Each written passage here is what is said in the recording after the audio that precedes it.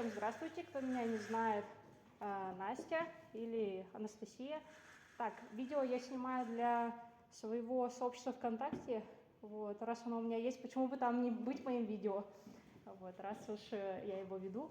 Вот, там я пишу какой-нибудь, ну, дневники пишу свои из походов, потом фотографии выкладываю, какие-то видео, вот, по снаряжению и прочее. Так что заходите, там бывает интересная информация для всех. Ну и просто мне нравится, что там приходят мои друзья, и мы общаемся в комментариях. Вот, сегодня у нас тема называется «Бивуак зимой». То есть мы посмотрим сегодня, как нам вообще комфортно жить в условиях зимы, в минусовые погоды, как нам комфортно покушать, как комфортно поспать и выдвинуться в дорогу. На прошлых лекциях рассказывали про снаряжение, про лыжи, потом я рассказывала лично про еду, собственно, в этом самом походе. И что еще рассказывали? Ну и я рассказывала еще про гигиену. Вот. Она у меня, правда, странно называется, поход, женщина в походе, но на самом деле там речь идет о гигиене в походе. Вот. То есть обо всем, о чем я говорила, очень полезно знать. Так, мы сегодня поговорим про бивуак. Как вы думаете, вы, аудитория, со скольки часов у нас начинается построение нашего лагеря? Как думаете, со скольки? Вот в лыжном походе. Давайте я часы нарисую. А? Можно? Давайте, кто угодно, давайте. 4, наверное, светового часа.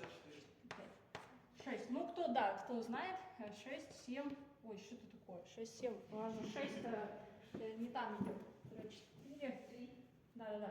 3, 2, 4, 5. Значит, 4.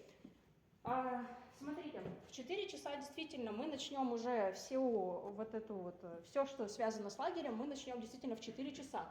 Но кто пойдет в поход в лыжном, заметьте, время 3 часа. Я вам говорю про это время. Что это за время? Это время, когда вы берете и достаете из своих рюкзаков фонарики. Это самое важное. В 3 часа у вас уже должны быть достаны фонарики, потому что первое, значит, что нужно сделать, это достать фонарики. Давайте я вот здесь буду снаряжение писать. Снаряжение. И первое фонарики. То есть это налобные фонарики у всех должны быть. Фонарики. Это то, что нужно достать каждому. Фонарики. В 3 часа вы достаете фонарики. То есть здесь, давайте я нарисую, вот, давайте так вот, человека нарисую, вот лоб, и вот здесь вот, чтобы был фонарик, чтобы он уже был на лбу. В 3 часа этот фонарик должен быть на лбу или хотя бы где-то в своей сумке. Дальше. В 3 часа руководитель должен сказать примерно следующие слова. У нас с вами осталась одна охотка. В 4 часа мы начинаем искать место для ночлега. И вы правильно подметили, что место для ночлега мы начинаем искать часа в 4. Но почему мы только начинаем искать? Бывают разные ситуации. Какие могут быть ситуации? Первая ситуация – это вы находитесь где-то на вершине, на горе, и можете в 4 часа еще не дойти до своего лагеря. Вторая причина – вы находитесь в каком-нибудь лесу, каком-нибудь березовом тонкоствольном лесу, или попали в место, где когда-то летом было болото, а сейчас просто нету деревьев. И в 4 часа вы начинаете заниматься поиском сушины. И вот как раз в 4 часа начинает темнеть. И руководитель говорит: все, сейчас будем вставать на лагерь, и вы занимаетесь тем, что ищете сушину. Ищите сушинку и ищите место под палатку. В 4 часа вы все это дело находите, примерно в 5. По моему опыту находят обычно в 5. В 5 часов начинают вставать на лагерь. Давайте я вот здесь нарисую какую-нибудь сушину, которую нашли и которую, скорее всего, будут пилить. Значит, это у нас сушина, да, 5 часов. Смотрите, теперь самое интересное. Давайте представим, что у нас с вами снаряжение на 10 человек. Давайте от самого важного пойдем. Что должно быть у группы на 10 человек? Кроме фонариков. 10 фонариков. Давайте напишу 10. Что еще должно быть? Палатка, топор, пила и печка. Палатка. Палатка. Сколько топоров? Ну, 10. Топор. Давайте 2 топора. Что еще должно быть? Пила, печка. Сколько пил? Лучше 2. На Одной 10 хватит. человек. На 10 человек надо 3. 3? 2 плюс 1 запасная. Обычно Ножовка. какую-нибудь лучковую берут пилу или цепочную. Ну, должно быть 2, в лучшем случае 3. Что еще у группы должно быть снаряжение? Печка. Печка, окей. Печка. Костровое все. Что? Костровое. Сейчас печки какие были? Костровое давайте напишем. Мы разберем сегодня случай с костровым. Костровое. Так, давайте еще. Комплект. Костровое 1, печка 1, палатка 1, фонарики. Так, давайте я вам подсказку сделаю. Лыжи есть. Лыжи штук 10. Лыжи 10 штук. Ну, в тройку еще запасное берут одно. Лыжи, да, еще берут 1 запасную. Так, что еще? Но. Что еще? Что Это еще? мы про 10 лыж. 10 лыж, 20, 10 пар. Давайте так, 10 пар. 10 пар лыж. Давайте Там сразу. палки. А действительно, давайте 20 напишем. Лыжи с палками. Да, давайте 20 лыж напишем. С палками. 20. Давайте лыжи, палки. Лыжи 20, палки 20. Это важно. Это очень важно на самом деле. Я сейчас поясню почему. Что вы еще должны, придя в 5 часов, у вас должно быть еще пуховые куртки. Ну или просто куртки, любые. Какие угодно куртки. У каждого. Куртки. И в некоторых случаях сменная обувь. В некоторых. Я, честно говоря, ей не пользуюсь, поэтому здесь не напишу. Вот. О сменной обуви, о важности должны были сказать на лекции про снаряжение. Так, фонарики, топор, пила, печка, костровое. Ну ладно, будем считать, что вроде как вся снаряга. И куртки. 5 часов. Так, давайте я так уже здесь нарисую, что у нас происходит в 5 часов. Давайте так. Я у себя только в голове рисовала это все. Значит, вы, давайте так, тоже командой на лыжах. Вот у вас команда на лыжах приходит в лагерь. И у вас здоровенные рюкзаки сзади. У вас здоровенные рюкзаки. Руководитель говорит, вот отличное место под палатку. Что он перед собой видит? Он перед собой видит, во-первых, сушинку, которую вы будете, скорее всего, пилить. Это как бы сушина. Потом, например, отличное местечко под костровое. Это какие-нибудь 2 елочки. Вот здесь у вас будет костровое. Я бы еще сказала место под туалет. Тут где-нибудь тоже отличное местечко. И вот так вот хорошо, когда вот такую пещерку можно здесь вырыть.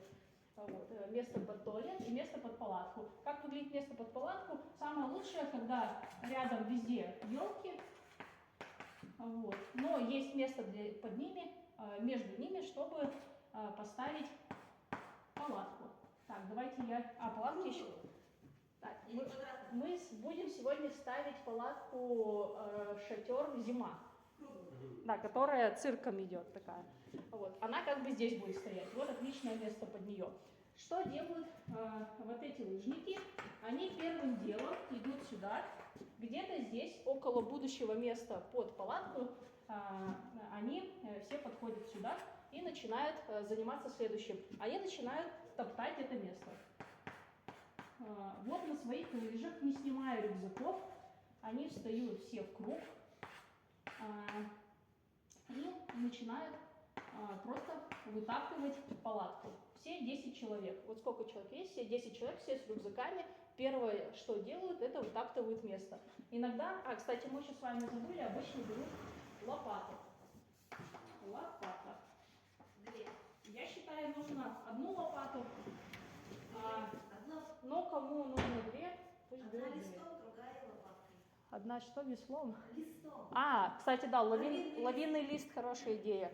Ладно, ну пока для постановки лагеря нам он не сильно не нужен. Значит, что первое делают?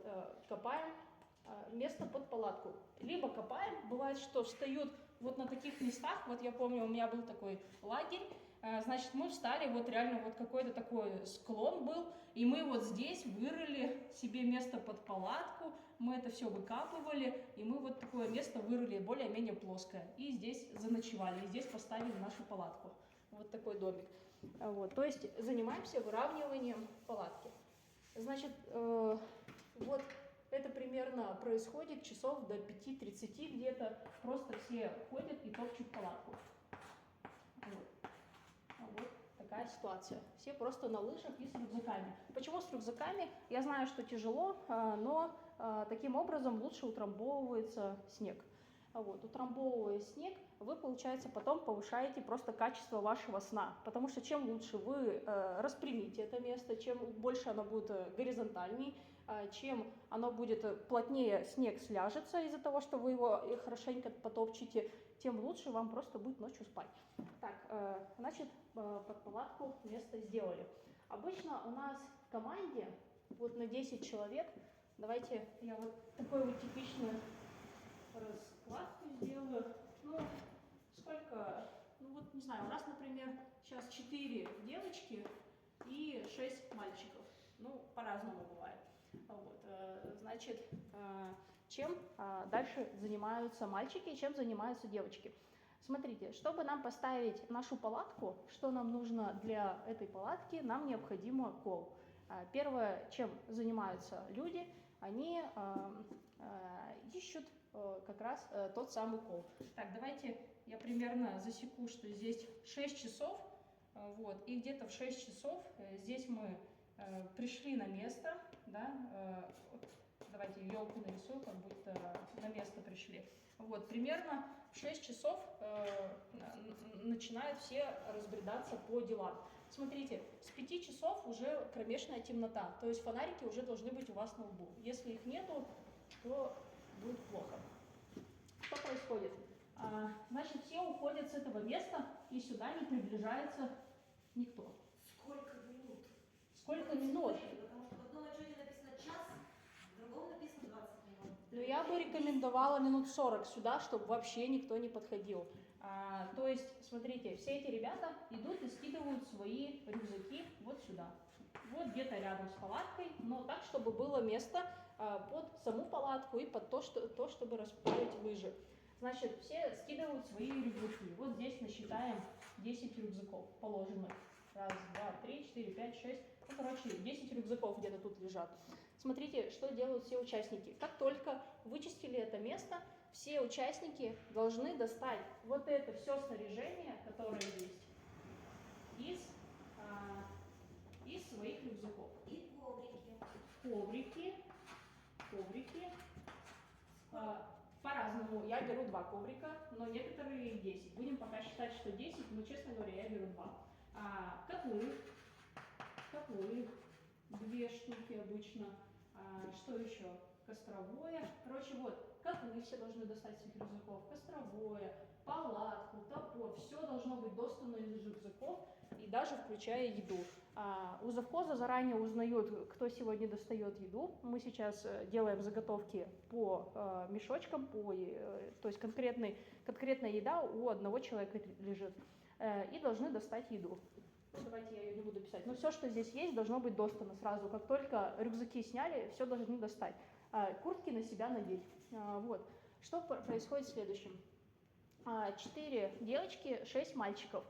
Значит, дежурит обычно девочка с мальчиком, получается парой. Вот. И обычно, значит, пары девочки с мальчиком идут вот сюда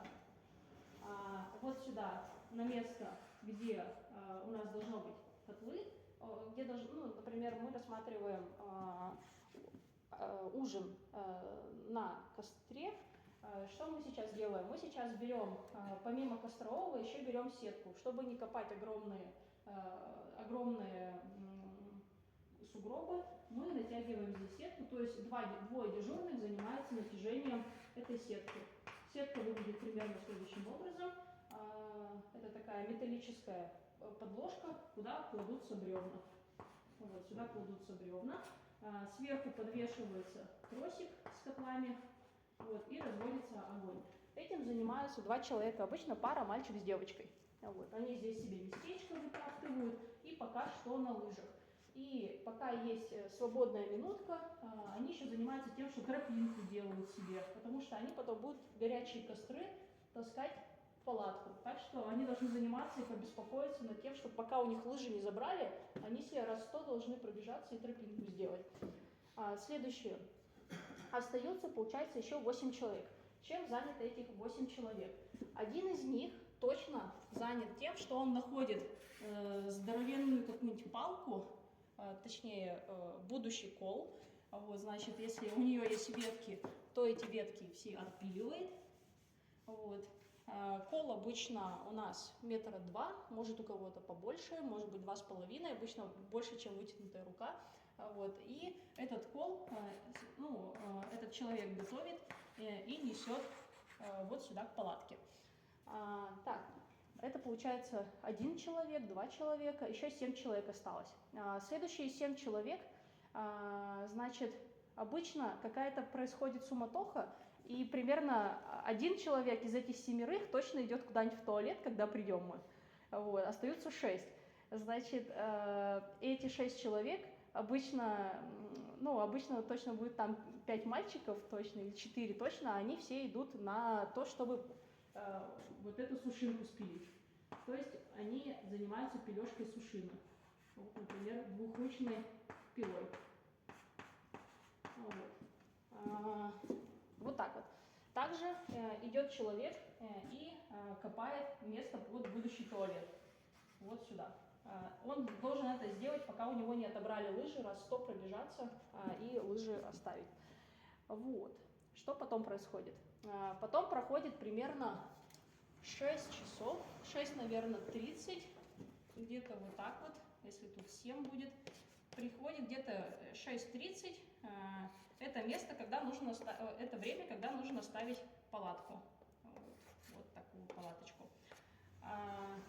К этому моменту уже все эти люди, все вот ставят палатку, обычно девочки. Вот эти 4 девочки остаются, бывает и 3 девочки. Обычно 3 девочки ставят палатку, и 1 девочка готовит еду. Вот, то есть 1 девочка здесь остается, а все 6 парней уходят на пилежку. Вот, чем занимаются эти девочки? Значит, 1 точно на кухню, и 3 из них занимаются тем, что ходят и у парней забирают все лыжи. Значит, у них, они сейчас здесь такие хитренькие на лыжах стоят. А так не должно.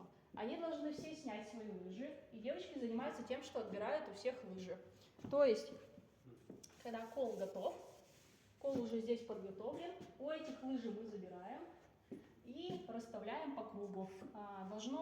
Вот если это палатка цирк, то там, наверное, 10 лыж нужно. Вот. Если, смотрите, 3 человека ставят, 1 дежурный, получается 10 минус 4, 6, и у нас получается 12 пар лыж. Как должны выглядеть эти лыжи? Вот показываю, как лыжа обычно выглядит сбоку. Значит, это, допустим, скользяк, а вот это здоровенный подлив. И здесь еще тросик. Вот такой тросик. Каждый, перед тем, как сдать лыжи на палатку, должен вот этот подвив срезать весь. У каждого должен быть маленький ножичек в своей сумочке какой-нибудь или в кармане, и он должен срезать этот подвив. Потому что если подвив останется, он будет у вас всю ночь, непонятно какая погода, и к утру этот подвив превратится в лед, который вы завтра просто не отдерете. Если там у вас какой-нибудь камус, то отдерется только с камусом. Или вам придется это все греть. И обычно мы ходим на тросиковых креплениях, поэтому тросики эти надо забрать. В первую очередь положить их в свой рюкзак. Лучше в рюкзак. Некоторые кладут на шею, но очень холодно. Я сразу говорю, что это холодно. И у девочек еще или у кого-нибудь, у кого есть большие волосы, может запутаться это в волосах. Так что тросики убираем. Здесь люди пилят, лыжи у них забрали. Куда делись лыжи? Лыжи стоят вот здесь на лагере. Вот тут они уже стоят. Эти 3 прекрасные дамы эти лыжи расставляют, где у нас лагерь. Лыжи и палки они тоже забирают у вас.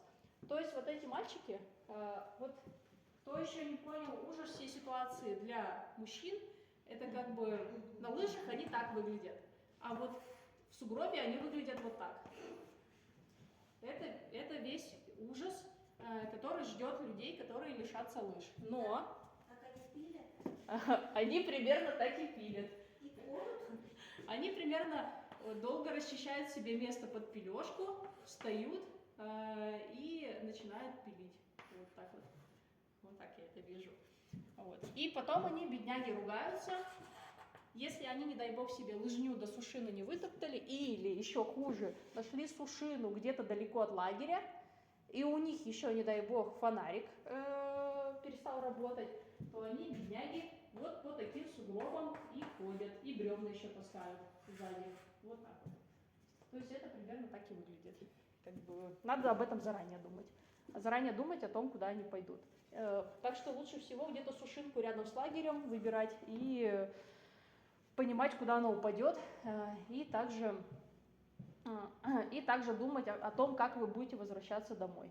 Вот, потому что весь кошмар ситуации вот он. Так, здесь дамы строят лагерь. Как строить лагерь, я надеюсь, уже все на практике сделали. Вот, давайте я уже просто нарисую, как бы лагерь у нас здесь начинает тихонько вставать. Особенность в чем? Смотрите, 4 девочки. Одна девочка, вот этот самый кол, который у нас вот тут спилили, она этот кол заходит, берет свою пенку, лучше 2, а лучше 3, чтобы вот эта вот часть, она здесь может до конца не застыть. И девочка под своим весом, учитывая, что у нее достаточно будет высокое давление, если она, не дай бог, еще встанет, эту палатку здесь раскладывают, приподнимают для нее вот это какое-нибудь отверстие для входа в палатку, то есть вход приподнимают для нее 2 другие девочки на лыжах, она сдает свои лыжи тоже на построение палатки и начинает туда залазить. Залазит она как? Не пешком, не на приседе, а она залазит либо на коленках, либо чуть ли не лежа, чтобы, не дай бог, здесь это место оставить хотя бы ровным, хотя бы сколько-то ровным. Значит, эта девочка залазит вот сюда внутрь, ей подается этот кол, и она начинает ставить этот кол. Она ставит этот кол, соответственно, палатка вот таким образом натягивается. То есть внутри уже стоит кол, и палатка натягивается. Вот примерно так. 2 другие девочки, пока та стоит, они поочередно. Лучше это делать в диаметрально разных местах, то есть по диаметру ходить, и они по диаметру начинают расправлять эту палатку. Лучше всего по диаметру, потому что палатка начинает ровно расправляться. Чем она у вас лучше расправится, тем у вас будет больше места. Если вы взяли палатку на 9, то вам надо это подумать в первую очередь, что вам нужно побольше места сделать. Вот. Значит, эти девочки ходят и расправляют палатку. И так тихонько за свои лыжи и за палки ставят. Я надеюсь, этому уже начали учить те, кто пойдет в поход. Так, вот мы уже палатку поставили. Потом опускается палатка, сверху накидывается тент и снова кол ставится. Девочки эти 2 девочки палатку поправляют. Вот, значит, это что касательно палатки. Около этих рюкзаков эти 2 девочки должны найти все пенки и печку и начать уже туда ее заносить. То есть здесь где-то должна лежать печка. Вызывают обычно одного из мальчиков, и этот мальчик эту печку там затапливает. Или девочки, если получится. Вот. В итоге печка оказывается внутри, и она уже начинает топиться. Чем печка топится? Да тем, что ребята вот здесь уже должны были к этому моменту напилить дрова. Вот. Обычно они пилят какие-нибудь полежки, вот такие, и потом их накалывают на маленькие поленья для своих печек. Вот. Есть печки такого размера, когда полежки нужны такого, ну это, наверное, максимум. Вот. Так что вот это результат работы этих мальчиков. Они его складывают в мешок, и уже девочка этот мешок тащит к палатке. И там этим растапливают печку. Так, что происходит дальше? Две эти девочки занимаются тем, что они все, что тут лежит, все, что в рюкзаках, они все затаскивают в палатку. Это пенки, спальники, у кого-то общие спальники, которые мы называем комбайнами. Они все это должны правильно разложить в самой палатке. Так, давайте я примерно нарисую, как палатка внутри выглядит, вид сверху. Вот так вот, как будто разрез. Вот такой вид сверху у нас будет. Так, ну вот так примерно я это вижу. Вот это пол стоит. Так, например, у нас здесь. Давайте будем брать палатку с печкой, где вот здесь печку ставят. Соответственно, входное отверстие вот здесь у трубы. Вот здесь ставится печка. Здесь, значит, проложена первая пенка. Вот, и по этой пенке все тихонько, все девочки, все мальчики ползком сюда заходят и свои пенки раскладывают. Как должны выглядеть пенки? Ну, примерно вот так как-то. Наложены друг на дружку. Они должны быть вплотную лежать. Вот каким-то образом, все пенки должны быть наложены друг на друга. Вот. Обычно мы говорим, что как бы, девочки занимаются комфортом, благоустройством в палатке. Куда приходит эта сумка с полежками?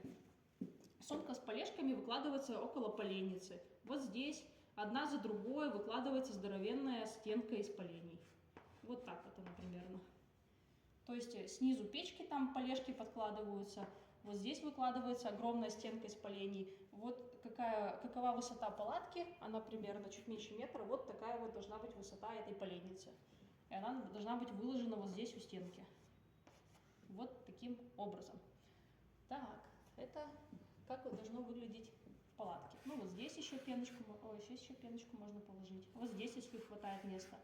Вот здесь будет место какое-нибудь для сушки, ну и везде тут поленница лежит. Вот. Это у нас. Сейчас все будет. Сейчас все расскажу. У нас, да, готовится еда. Все одновременно. Представьте, что это все это как бы одновременно происходит. Вот здесь человек какой-то сидит и следит за печкой. Вот один из этих людей, вот смотрите, обычно это может быть либо девочка, обычно это девочка, либо очень уставший мальчик. Одна девочка тут сидит, следит за этой печкой, потому что ее нельзя без присмотра оставлять. А вторая девочка ходит и таскает вот эти бревна. Вот. Кто еще посвободней занимается тропой для туалета. Вот. То есть это место силы, которая необходима для всей команды. Вот все 10 человек сюда сходят, либо утром, либо вечером. Так что это должно быть общее придуманное, обще сделанное место. Это как, не знаю, как палатку поставить, сделать себе туалет. Вот. Все для комфорта, чтобы и ночью каждый мог сюда сходить, и утром, потому что утром просто невероятно, ваши все лыжи будут заняты в палатке. Вот, бывает, у кого-то еще по одной лыже забирают, а одну оставляют. И как бы на одной лыже ты никуда не уйдешь. Поэтому это ваше единственное место, куда вы утром пойдете в туалет, пока у вас не готово, палатку не разобрали, потому что на ней все лыжи будут. Вот, поэтому туалет очень важен. Теперь о еде. Котлы куда-то должны складываться. Так что дежурный вот здесь должен подготовить, или кто тут сидит, он готовит полежки специально для котла. Вот это будущие полежки для котла. Вот. Ну или они могут быть не здесь, наверное, а вот тут хорошо тоже эти полежки приготовить. Вот тут где-нибудь рядом с котлом. Давайте вот так. Еще хороший тон, когда у дежурного вот здесь есть пенек. Это очень хорошо. Пенечек нужен всем, потому что потом всем дежурить придется. Так, значит, как вы думаете, вот палатка стоит, она разожженная, костер уже горит, почти подходит к закипанию. Как вы думаете, сколько сейчас времени у нас на наших часах? 8. Ну, где-то на самом деле, ну, возможно, я думаю, да, 8:30, наверное. Где-то 8:30. Это где-то 8:30. Но мы еще не закончили лагерь. Лагерь закончится только тогда, когда вот эти благородные бойцы ребята нам сделают примерно, ну мы посчитали, у нас примерно весной было 7 сумок.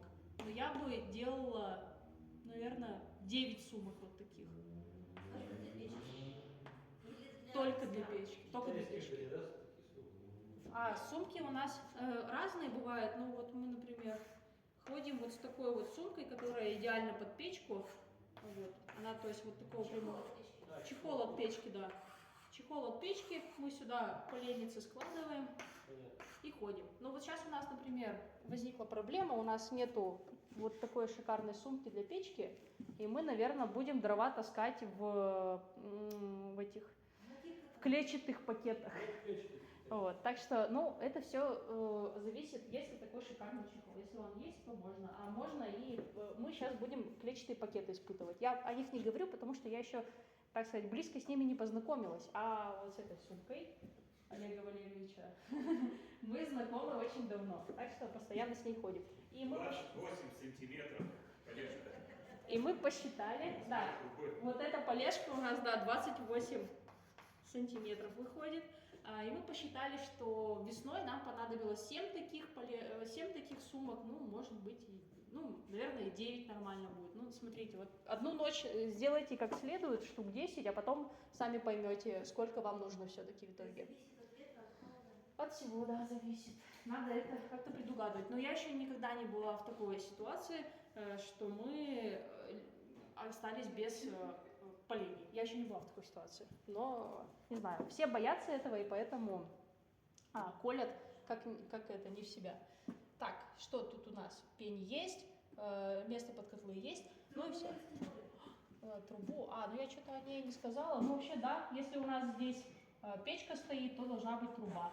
Еще хорошо эту трубу либо колечками, либо здесь есть отверстие, мы еще вот так на лыжи растягиваем.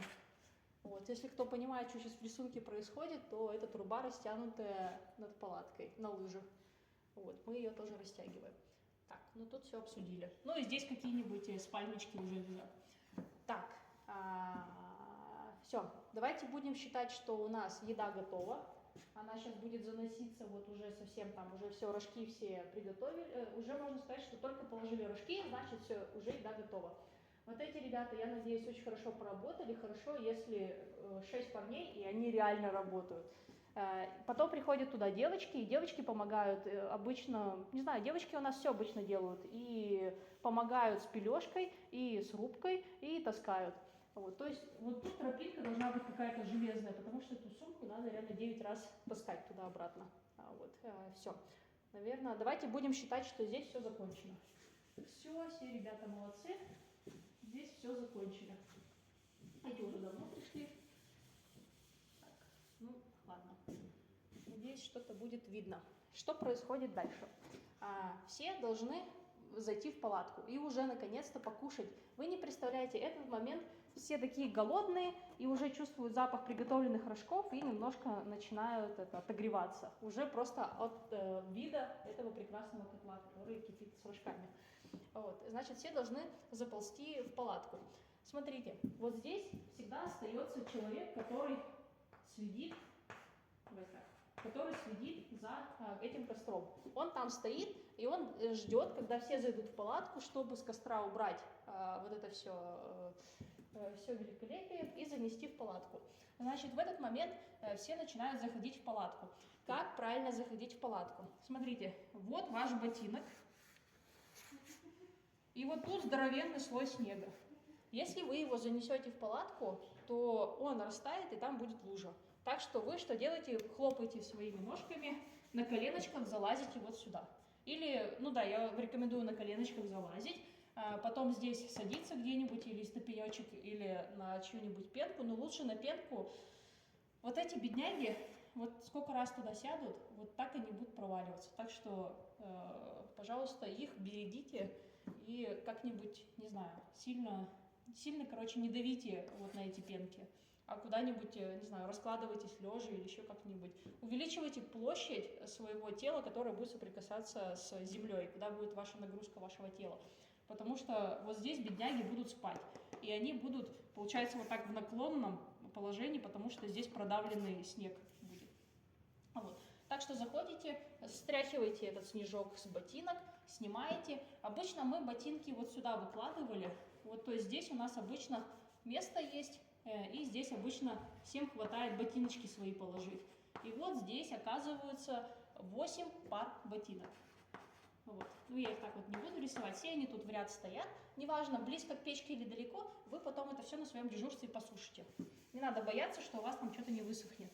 У вас все высохнет, а главное, как правильно все достать. Из своего ботинка надо все достать, чтобы у вас что-то высохло.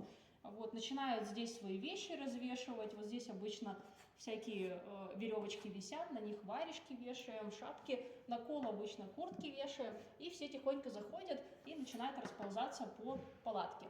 Здесь сидит человек, следит за печкой, и все, время, час пробил, пора покушать.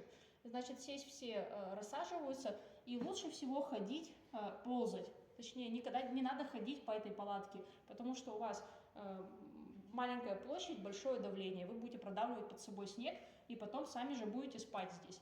Так что лучше выползайте, проползайте до своего места и рассаживайтесь. Значит, здесь все ребята рассаживаются, здесь сидит главный дежурный на пенечке и ждет, когда он будет раскладывать. И вот заносят котел. Так, все, котла уже тут нету. Костер еще какой-то горит, лучше оставлять какой-то малюсенький костер, хотя бы, чтобы там какой-то уголек оставался. Вот. Значит, этот дежурный, он несет все специи. Сразу вот из рюкзаков сразу надо доставать особенно такие вещи, которые специи, сыпучие, сахар, соль, иначе вас потом отправят из этого прекрасного рая, вас отправят за своими рюкзаками доставать еду. Вот. И еще мы обычно достаем обед следующего дня, чтобы разогреть и порезать. Ну, кому как. Значит, заносится котел, и он ставится, два котла обычно, один из-под чая, другой из-под супа. И ставится вот сюда два котла. Они как раз греются, еще остаются в тепле. Здесь всем раскладывают, появляются тарелочки. Вот, появляются тарелочки и всем раскладывают. Так, с этим мы закончили. Значит, будем считать, что людей мы покормили, а людей мы покормили, знаете, во сколько? Ну, часов 9. 9 часов, это в лучшем случае, может быть и позже, может быть и в 9:30. Бывает и в 9:30, если не очень получается слаженно работать. У людей появляется еда в котлах. Вот, будем считать, что это еда. У людей появляется еда в котлах. Примерно в 9-9:30. Что происходит потом? Все, тарелочки убрали, все поели. Если... Куда убрали тарелочки? Давайте поговорим, куда убрали тарелочки. У каждого должен быть вот такой мешочек. И там должна лежать ваша тарелочка и ваша кружечка. Ложку вот так засунем. У вас должен быть свой мешочек, и вы свои тарелочки убираете вот сюда себе под голову. Вот сюда тарелочки уходят. Потому что, если они, не дай бог, или можно вот сюда накидать. Тут, кстати, тоже хорошее место для тарелок. Или повесить еще лучше. Хорошо, если у вашего мешочка есть какой-нибудь карабинчик вот здесь. Вот такой вот, зацепляющийся. Да, так что, да, необходимо эти тарелки убирать. Да, это все должно было быть достано здесь и положено, обычно ремнабор где-нибудь рядом с печкой хранится, не знаю, ну не так близко, конечно. Ну, короче, он хранится так, чтобы люди, которые будут ночью дежурить, давайте вот здесь его поставим, они могли этим ремом воспользоваться, потому что у всех что-нибудь порвется, у всех что-нибудь прожжется, и у всех что-нибудь сломается. И этим будет заниматься либо ремонтник, либо вы. Так что здесь должна быть где-то у вас ремнабор, и где-то же здесь должна лежать аптечка. Обычно она у нас на бревнах лежит. Вот такая вот аптечка должна лежать тоже. Потому что, не дай бог, что-то в дежурство случится. Обычно руки режут, поджигают себе что-нибудь. Так что аптечка должна лежать, ремнабор. Это обязательно. Это все должно из рюкзаков быть доступно. Вместе с печкой, палаткой и прочим. Так, это мы все обсудили. Еще один момент. Смотрите, вы будете спать помимо спальника вам еще кое-что нужно. И это называется подушка. Вот. Какая должна быть подушка? Это должен быть тоже какой-то мешок. Или я использую, например, свой рюкзак или клапан, или рюкзак, который вершины называется. И в этот рюкзак я напихиваю то, что я в принципе не ношу. Вторые варежки там напихиваю, какую-нибудь кофту, которую я не надену на ночлег. Потом, не знаю, какую-нибудь вторую шапку. И вот здесь это моя подушечка формируется. Еще я в эту подушку, перед тем, как зайти, я из рюкзака все вытаскиваю, то, что мне понадобится ночью. Обычно ночью мне там какие-нибудь салфетки влажные нужны, своя личная аптечка у меня тоже всегда своя, батарейки запасные. Короче, вот это все, батареечки я тут нарисую. Еще, ну не знаю, фонарик, ну не знаю, еще что-нибудь такое нарисую, там туалетную бумагу. Банк, телефон. Powerbank, да, обязательно должен быть. Это все должно быть в вашем мешочке, и вы его из головы как бы достаете и потом уже пользуетесь. Но у каждого туриста здесь должен лежать своя подушка. Вот, это подушка. Вот. Она должна быть у каждого своя, и некоторые даже берут чехлы из-под рюкзаков, туда наваливают все вещи, и значит, это все собирают и ложатся. Так, это мы поговорили. Подушка есть, спальник есть, все уже тут. Это как бы в этой подушке должно вместиться все ваши маленькие вещи, которые вам понадобятся уже на дежурстве или во сне. Ой, ну да, во сне тоже. Так, все, давайте уже время 10 часов, это отбой. Дежурные опустошили котлы и пошли их мыть. Ох, сейчас я расскажу. Давайте так, я сперва расскажу про дежурных, чем они занимаются. А эти пока раскладываются спать. Но я еще, может быть... Ну ладно, давайте расскажу про дежурных. Дежурные. Если это был, не дай бог, кисель или какао. Манная каша. Ну, манная каша утром, значит, эти котлы, они должны пойти помыться. Как мы моем котлы? Если мы говорим про готовку на тросике или даже на печке это полегче, дежурные должны договориться или вдвоем там вы типа поговорите. Ну, короче, они должны снова здесь оказаться вдвоем, одетые при параде, и поставить котлы и снова их снегом набить. И снова они должны этих снегом набить, они их набивают снегом, там появляется вода, потом вода разогревается, и тут они находят какую-нибудь ветку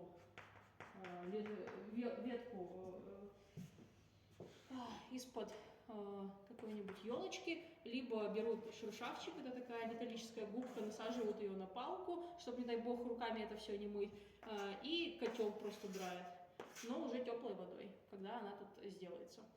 Вот и все. Они, значит, занимаются тем, что они котлы моют, потом они снова третий раз за этот день набирают туда снег, и эти котлы уже в этих котлах должна появиться вода. И они эту воду несут обратно в палатку, вот сюда. Вот. То есть нужно помыть эти котлы, а потом еще их вернуть на место, чтобы у вас на следующий день была вода. Одна вода пойдет под чай, вторая вода пойдет под завтрашнюю. Если это какая-нибудь гречка, то мы ее заранее кладем, чтобы на следующий день быстро ее вскипятить. Так. Так уже, наверное. Ладно, еще надо уже заканчивать.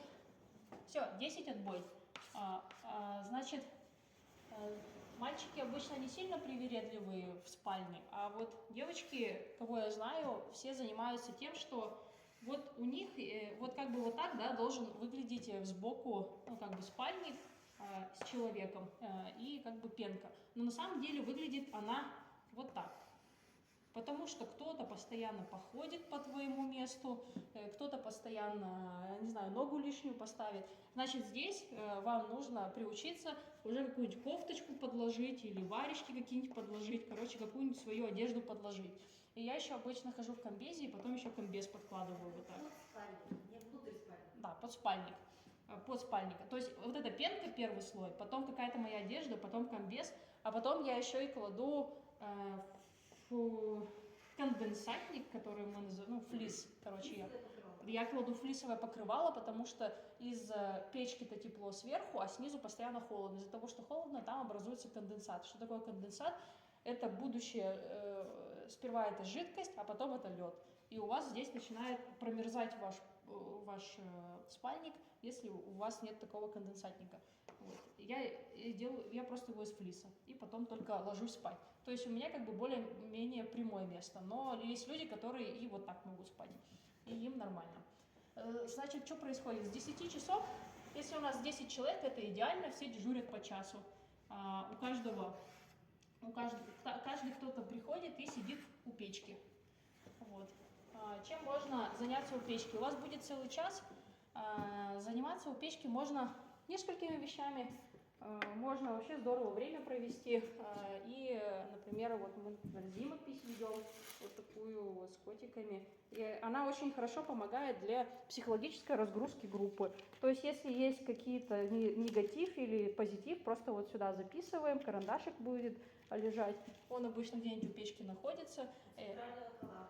Или центрального кола. Вот. И, значит, вот такой маленький блокнотик, туда мы записываем все свои мысли. У кого-то они бывают негативные, ну и что хорошо, если они сюда выльются. Вот. Я еще люблю брать такие книжечки, они очень классные. Не знаю, мне нравится научная популярная литература, кто-то любит художественную, но книжка не должна быть большой. Вот такая малюсенькая книжка, в принципе, ее хватает, чтобы почитать. Еще и термосы. Ну да. Не хочу. Ну, кстати, да. Из этих рюкзаков еще должны быть достаны термосы. Мы еще их в снарягу не записали. Термосы должны тоже лежать где-то здесь. Ну, где-то вот здесь вот термосы лежат. Термосы уже должны быть наполнены чаем. Вот, тоже вот остатками с вечера. Вот. И здесь должны быть термосы для тех, кто будет... Ну, лучше вообще двух термосов хватит. 2 термосов хватит. 2 термоса на всех ночью попить. Или можно из чайничка здесь попить. Вот. И еще можно будет вышивать, поскольку здесь ремнабор будет. Можно будет, не знаю, аптеку посмотреть, что-нибудь, найдете себе какое-нибудь занятие. Так, ну и все. Если появляется снег на палатке, обычно вот здесь, когда плюсовая, более-менее к плюсу подходит погода, здесь начинает появляться жидкость. Значит, вы ходите и стряхиваете снег с этой будущей жидкостью. Вот этим занимается дежурный. Так, ну и все. Давайте уже заканчивать. Значит, Засушивать свои вещи у печки. Да, вы просто сидите и сушите свои вещи. Вы достаете свой ботиночек, так, если у вас ботинок, если там видно, вы достаете из него полностью что там у вас? Вкладыш достаете, если стельку достаете, полностью все развязываете, что можно достать, все достаете. Вот, и просто сидите и сушите. Можно на поленницу складывать и переворачивать. Да, ну как бы все равно после своего дежурства убирайте свои вещи, они уже просохнут, дайте другим посушиться. Вот, и все, термосы есть, все попить есть. Мы обычно последние дежурные ставим котел на печку, если у нас не варочный котел, и он 2 часа готовится, если там гречка, то она точно прекрасно приготовится к 6 утра. И обычно в 6 утра следующего дня подъем. Ну, что происходит? Часть сразу бежит в туалет, в нашу прекрасную сделанную тропинку для туалета с туалетом. Все остальные просто... Короче, все, что нужно дежурным, нужно будет разложить вот эти все тарелки, кружки. Все, что нужно сделать вот этим бедным личинкам, которые будут вот так выглядеть. Вот так вот обычно они выглядят. Они должны просто хотя бы встать. Вот это бедняги, они дежурили всю ночь, они до этого работали целый день. Их просто нужно покормить. То есть дежурному нужно в этот момент взять себя в руки и всех покормить вот этих маленьких личинок. Они все очень мило выглядят, и они очень голодные. Вот. Так что их всех нужно покормить, всем опять тарелочки раздать, покушать. Значит, они все покушают, и тут уже грозно сказать: все, собираемся, выходим из палатки. И в этот момент все должны уже вылазить, все только поели, надо сразу начать одеваться. И все сразу ботинки надевают, все свои пенки вытаскивают, котлы тоже сразу идут мыться, оставшиеся поленницу вытаскивают, все ждут, когда печка охладится, потому что последний раз начинают подкидывают в 6 вечера перед едой, а потом уже больше не подкидывают, выносят печку, и все должны очень быстро выйти из палатки, потому что это очень тяжело, но большая необходимость. Все, палатка собирается, местечко остается. Вот. Тут тоже, не дай бог, чтобы ничего не осталось. Все, лыжи все свои достают. Если они почищены от снега, то сразу же надевают. Если нужно помазать, то надеются, что есть полежки из-под палатки, и они потом идут, здесь все высыпают, эту поленницу, и мажут свои лыжи, если они решили с мазями пойти. Вот, и все. Значит, тут все надевают свои рюкзачки и, наверное, все, идут дальше. Вот такая вот идея. Наверное, все. Все, лагерь весь уходит, и давайте уходящих лыжников нарисуем. И все, лыжники уходят. Ну, проверяют, чтобы, не дай бог, ничего не загорелось. Рюкзак отдельно берем. Еще рюкзаки они свои оставили. Ну да, лучше с рюкзаками выходить. И на лыжи. Так, ну и все. И рюкзаки тоже собирают. Все, больше тут ничего не остается. Закапывают все, что можно, и все, что хочется. Так, и есть какие-то вопросы? Сейчас я посмотрю, у меня, наверное, еще было какие-то вопросы свои. Или у кого-то есть еще вопросы? Сейчас расскажу. Очень хороший вопрос. Можно их потерять на следующий день. И, кстати, такое бывало. Я, например, только еду теряла. Рюкзаки не это. Ну, у меня, например, плохое зрение, когда раньше было, я постоянно свои вещи теряла. Особенно рюкзаки. Так, Так, сейчас я расскажу, что с рюкзаками делать. Короче, опасность рюкзаков. Вот я рюкзак, вот как он стоит, вот так вот. Вот обычный рюкзачок. И вот кто-то, бывает, клапан откинет, и вот сюда снег начинает заходить. Вот, так что я рекомендую, если отходите от рюкзака, то точно клапан хотя бы закрыть. Лучше всего завязать, потому что этот рюкзак, если он стоит, то он упадет. Все, что может стоять, упадет, все, что может порваться, порвется. И еще сверху чехол накинуть. Так что должен быть сверху чехол. А я свой рюкзак храню следующим образом. Я обычно в чехле, вот так вот у меня рюкзак, вот так вот он лежит. Нет, я его не так храню. Я обычно его храню вот в сугроб. Вот у меня рюкзак. И Лямками вверх или? ну, я обычно, да, лямками вверх кладу. И сверху еще чехол вот так вот. Чтобы спинку не засыпало. Да, чтобы спинку не засыпало. Потому что в спинку постоянно, там у меня поры в этой спинке, и в спинку постоянно заходит снег, и он, когда я надеваю, не успеваю его полностью стряхнуть, и он начинает у меня в воду превращаться. Так что я вот обычно вот так храню, спинка вверх, и еще сверху вот так вот еще завязываю здесь вот такую вот накидку от дождя. Так, ну все, наверное, дежур. Кстати, для меня лучшее время для дежурства, наверное... Короче, очень грустно дежурить с 11 до 12, это самое худшее время для дежурства, потому что я успеваю уснуть за час, то есть с 10 до 11 я сплю, и с 11 до 12 я вообще ничего не понимаю, я просто сижу у печки, и я не знаю, я обычно засыпаю прямо у печки. И еще для меня худшее дежурство это где-то с 4 до 5, потому что остается всего маленький часик, чтобы поспать. Вот, и обычно после него у меня может голова заболеть. Вот, так что для меня лучшее дежурство это примерно с 10 до 11 и с 12 до 4. Все остальное мне не очень нравится. Каждый же день сберегается. Да. Время дежурства. Да, оно каждый день вы дежурите либо в 10, либо в 11, либо, до 6. И еще один вопрос, который я бы хотела рассмотреть в палатке. Прямо, я считаю, это очень важный вопрос, поэтому я его все-таки скажу. Смотрите, вот стоит кол, вот здесь куча всяких курток, вот здесь стоит печка, а вот здесь все люди спят. Как вы думаете, где самое лучшее место, чтобы пронести свой спальник? Вот здесь вот или вот здесь вот? Вдоль печки нельзя. Да, вдоль печки нельзя. Вот это самое худшее решение. Не дай бог, вы решите еще посушить спальник вот где-то рядом с печкой. Сушить спальник лучше у себя на месте, вот не переходя за эту границу. И переносить спальник нельзя. То есть даже не думайте, что вы его дадите спальник через печку. Вроде как здесь много места, потому что труба находится где-то здесь.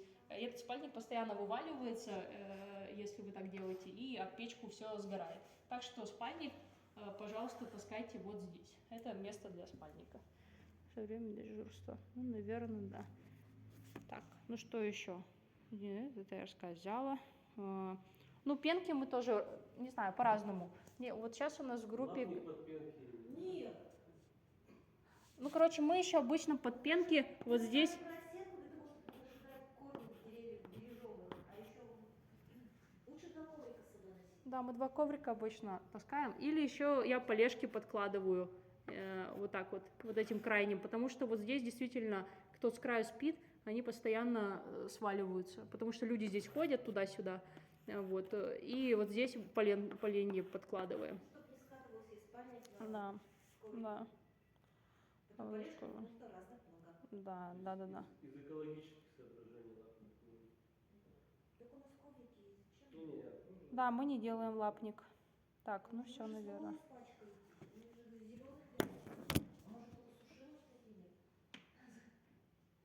Так, ну что?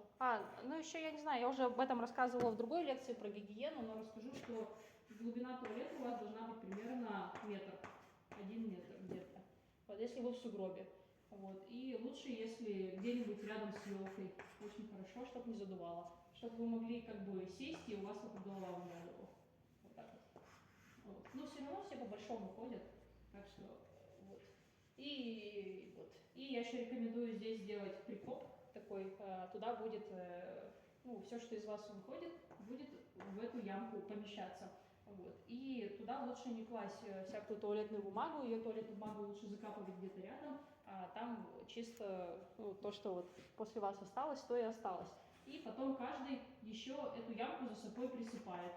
То есть сходили, присыпали, чтобы следующий человек пришел, там было чисто и не пахло. Вот. Вот такая идея.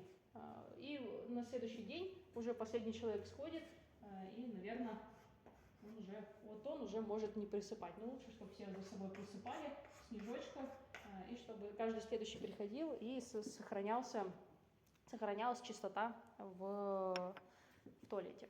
Вот. Это что касаемо туалета. Ну вот, наверное, все. Есть какие-то вопросы? Давайте. Есть? Ну ладно. Ой, спасибо. Один вопрос, можно? Давай. Дежурный, когда утром готовят завтрак, они его готовят на улице на большом костре? На сетке? Так, я считаю так. Если у вас есть печь, то может два до вас дежурных у печки, например, которые дежурят с 4 часов, если у вас не варочная печь, вы с 4 часов можете уже поставить котел на печь, и она к 6, там у вас все закипит и все приготовится. Ну, это вряд ли, если убежит.